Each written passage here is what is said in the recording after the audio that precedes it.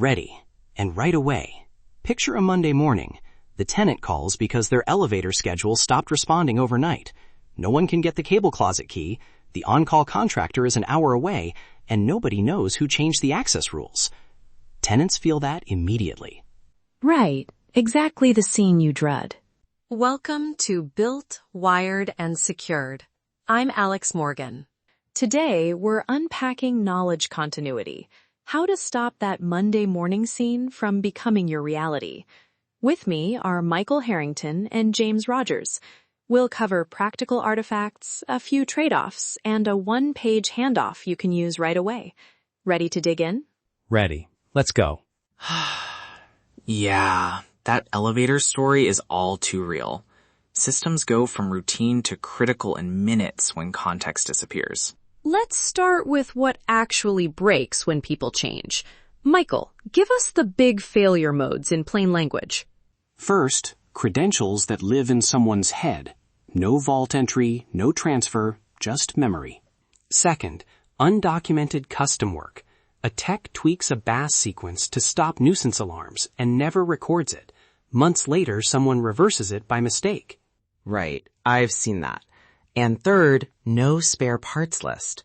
A failed control board becomes a procurement scramble instead of a planned swap. So it's credentials, undocumented tweaks, and missing spares. Beyond the repair bill, what's the hidden cost? Downtime, emergency labor rates, tenant complaints, and damaged trust. Those intangible costs add up fast. And don't forget the time sink. People tracing decisions in the field, reverse engineering a fix instead of executing a known good procedure. Preventative maintenance beats emergency repairs every time. That brings us to preservation strategies. Teams often debate a single centralized repo versus lightweight runbooks. Michael, what's your operational take? Centralization is appealing. One ownership map, one source of truth.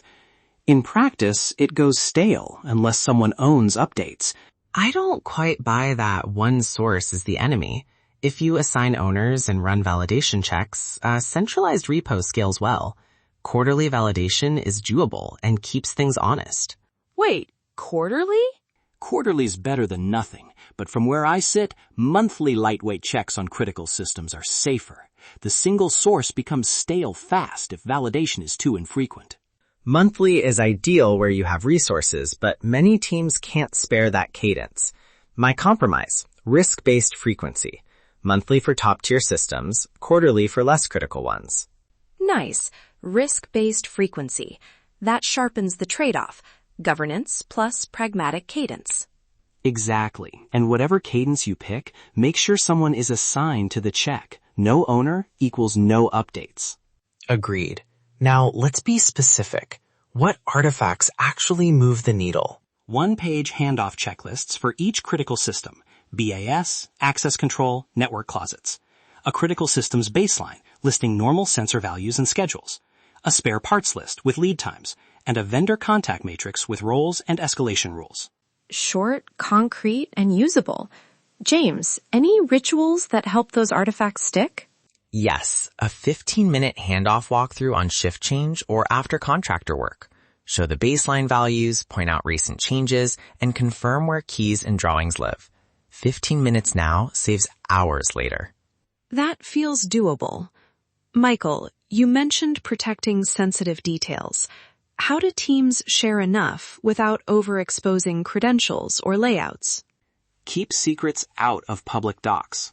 Use a vault for passwords and document who has access, not the secret itself. Publish role-based ownership maps instead of floor-by-floor layouts with sensitive notes. Layer the info. A public-facing one-page cheat sheet for first responders, and a locked folder for credentialed staff. Also, run short validation drills, annually or after vendor changes, to catch expired access. We once found a contractor's access had lapsed during a drill, saved us in a real emergency later. Love that. Drills reveal the gaps. Let's make this real with two quick stories. One success and one costly miss. Michael? At a hospital campus, a night tech followed a one-page runbook that listed an alternate vendor contact and a temporary I/O isolation workaround. They isolated the circuit and kept critical systems online while the part shipped. Patients were never affected. Tenants didn't even know there was an incident. That's the downstream impact. On the flip side, a retrofit crew relabeled ducts and tweaked control logic without updating the baseline. Months later, a calibration caused an AHU to run full tilt and trip alarms. It took weeks to trace because nobody had recorded the ad hoc change. That one avoided step cost a facility real time and money. Those two examples show the difference a few short artifacts make. For listeners itching for a checklist, what should they do this week? Pick your top 3 critical systems. For each, create a one-page handoff, contact matrix, 2 or 3 baseline values to confirm normal operation, where spares live, and who has keys or vault access. Make that sheet part of your weekly walkthrough. Then run a validation. Have someone unfamiliar follow the one-pager to do a basic check. If they can, the artifact works. If not, fix the gap now, not during a crisis. Quick friction check. Michael, you pushed for ownership and monthly checks. James recommended risk-based cadence and validation drills. Can we close on a practical compromise? Yes, assign owners, set a validation cadence tied to risk, and keep artifacts short. No owner, no updates. No updates, you get surprises. Agreed. Start small, prove value, then scale. Pilot one building, show the ROI, and people stop calling it busy work. The political win is measurable time saved. Okay, 3 prioritized takeaways to use this week. 1. Pick your top 3 systems and build one-page handoffs. 2.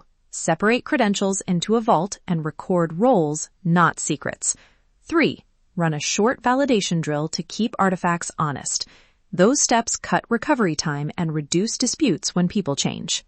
And always ask, what breaks if this goes down? That question focuses your effort where it matters. Trust the process. Keep handoffs short, validate them, and make the ritual part of operations. Preventative maintenance for knowledge pays off. That wraps up this episode of Built, Wired, and Secured.